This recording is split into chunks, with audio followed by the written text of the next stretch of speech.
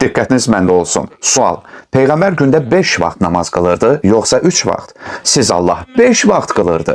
Zöhrlə əsrin və məğriblə irşa namazlarının arasını ömrü boyunca yalnız 1-2 dəfə cəm edib. Bu, hətta bizim kitablarımızda da mövcuddur. Hələ də bizdə müstəhəb sayılır. Cənab kitablarımızda da yazılıb ki, 2 namaz arasında saat yarım, yaxud 2 saata qədər fasilə olsun. Bu, indi də fiqhi risalələrdə mövcuddur. Gedin oxuyun da, amma oxumursunuz, ona görə də bilmirsiniz.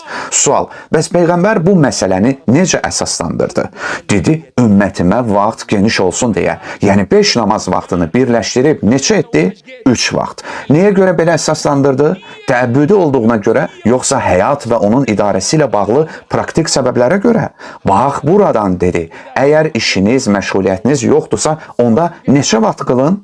Yox, əgər işləriniz, ticarətiniz, sənayeniz və istehsalınız bundan zərər görürsə, yəni vaxt darlığı yaranırsa, ümmətinin vaxtı daralmasın deyə onları neçə etdi? Neçə etdi? 3 vaxta çevirdi.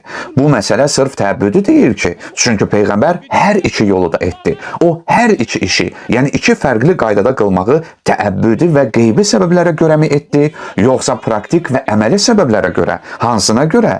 Praktik və ictimai səbəblərə görə.